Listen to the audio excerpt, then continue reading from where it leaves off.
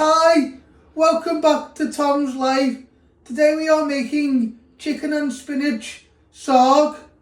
The ingredients you need is 2 chicken breasts, a pack of spinach, 1 onion, garlic, a handful of button mushrooms, tomato puree, 2 fresh tomatoes, 1 tin of tomatoes. For your spices you'll need turmeric, chilli powder, cumin and salt and ground black pepper, and you also need Garam Masala.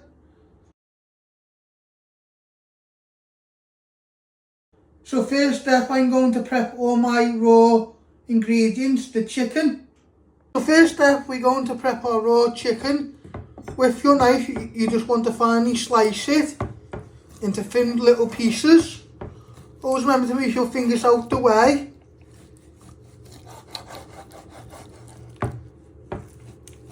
So you've got nice thin pieces. Just give it a little bit of force if it doesn't go all the way through.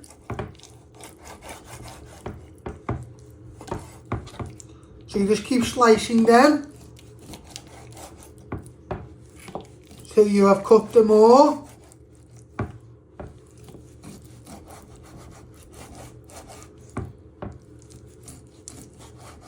Then you'll place it back in the bowl and then you'll do your other chicken breast.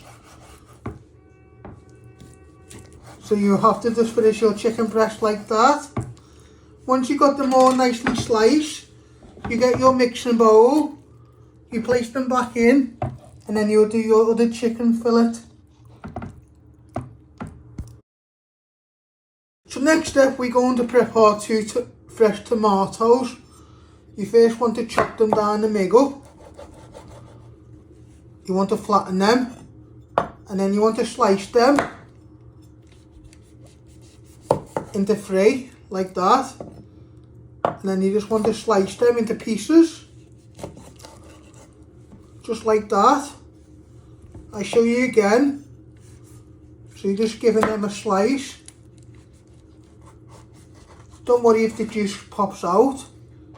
You squeeze them all back together and you just break them apart just like that. You get your bowl, you place them all in just like that, and then you get some of this juice from the pips and you place them in. So next step, you want to prep your mushrooms. You just want to finely slice them, moving your fingers out the way. So what we're doing is we're just finely slicing them into pieces. I'll show you one more time. So you've got nice little pieces of mushroom. You're going to get the bowl, you place them all in, and you've finished off doing your mushrooms. So next step, we're going to prep our garlic. You get a garlic bowl and you want to take 2 cloves off. You first trim the ends, just like that. You want to peel the skin off and the ends. Then we'll finally slice this. This will be the base for our curry.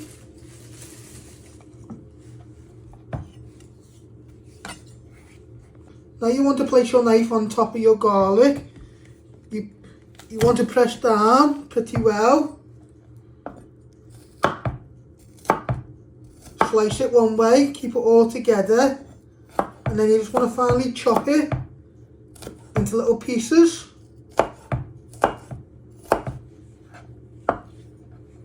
Not too small, but you just want to give it one final chop. Just like that. Then you've got a little bowl here. You place all your garlic in, and then you do the same with your other garlic clove. So you now want to prep your onion. You first want to chop your ends off. Just like that. I like to flatten it so it's more easy to chop. Then you're going to chop it down the middle. Then you're going to trim your other ends.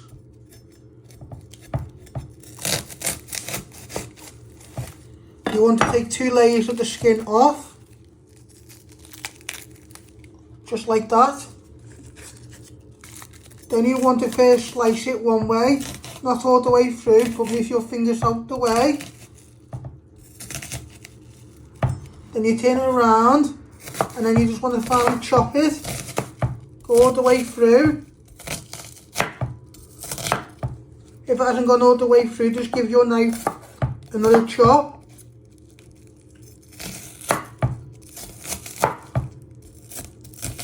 But always remember to move your fingers out the way. And then once you've done it nicely like that, you're also going to place your onion in with your garlic. And then you finish off doing the rest of your onion. So next step, we're going to switch on the hob. And you want to set that to high. I have set that to high. You get a large pan. You place that on the ring. So you want to start spraying some fry light in the pan. That's enough. Then you want to add in your chicken. Get the wooden spoon and start breaking them pieces up so they get nice and golden. Just do this for a few minutes, breaking them up with the wooden spoon.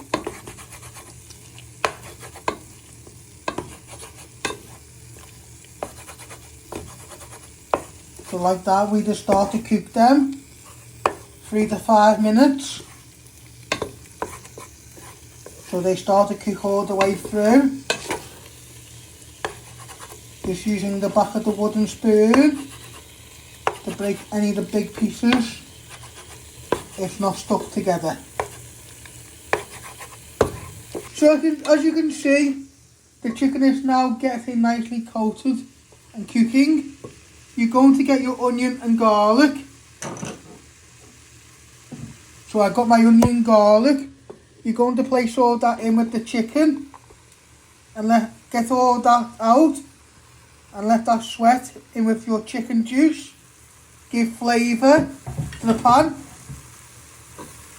Give that a little bit of a stir for a minute or two. And then before we add in our chopped tomatoes, what we have chopped, we're adding all our spices. But we just want to cook the onion and garlic first to bring out flavour to our chicken. Now you want to start adding in your spices. Start off with a bit of Garam Masala.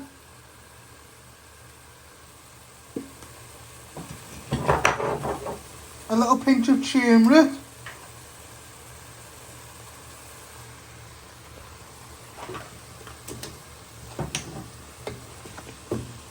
A pinch of cumin. And then you also add in a pinch of chilli powder. These will be all your spices.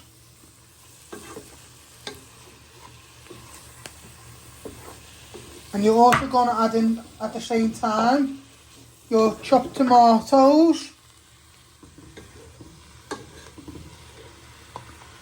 And then you want to give that a good stir in. Any little bits will get stuck on the bottom of the pan. You just give that a little bit of a stir.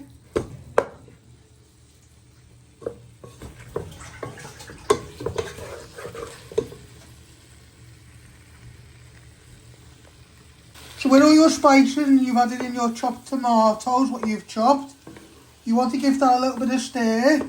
And any little bits would have got stuck to the pan, you'll bring that up. This will give flavour to our sauce.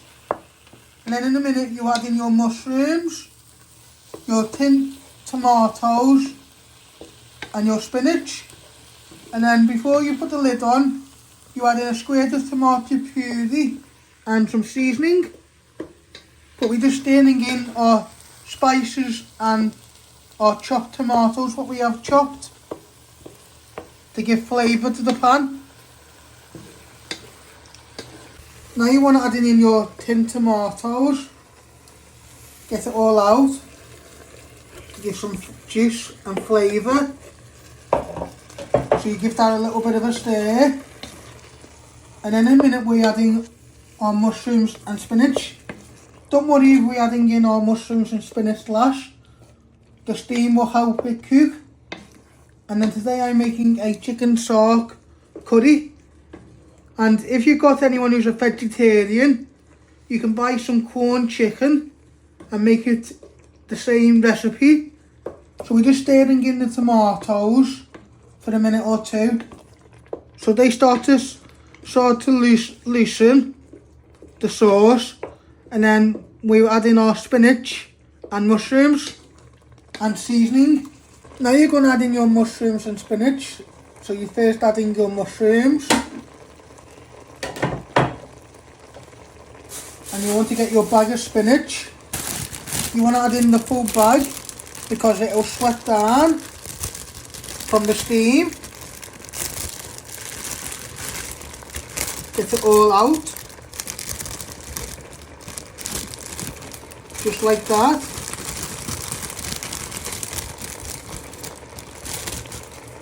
And then with a wooden spoon, you just want to stir that in.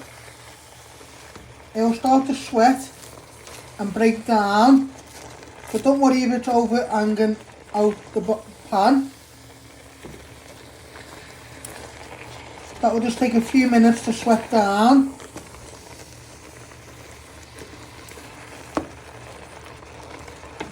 Just carefully stir all that in, get round the pan. If you've got a vegetarian, you could buy some corn chicken, and if you can't get it, you do like a vegetable saag and use the spinach.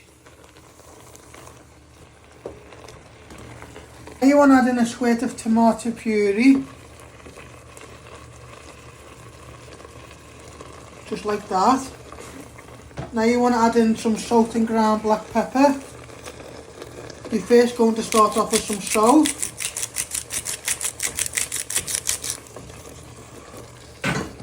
And a little bit of ground black pepper. I have lowered it. You give that a little shake off your hands, and you give that one final stir. Then you'll put the lid on and let that just simmer for 5 to 10 minutes. If you want to serve it with some rice or just eat it like that, that's up to you.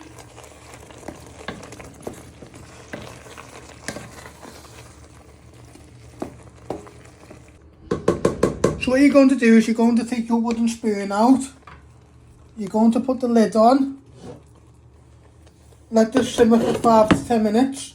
I'm going to serve mine with some basmati rice, but that's optional for you. So what you do is you just leave it there, let that simmer for 5 to 10 minutes while you make your rice. So this is how you make my chicken and spinach saag. I hope you like this. Keep hitting the like button, share and subscribe, and thank you.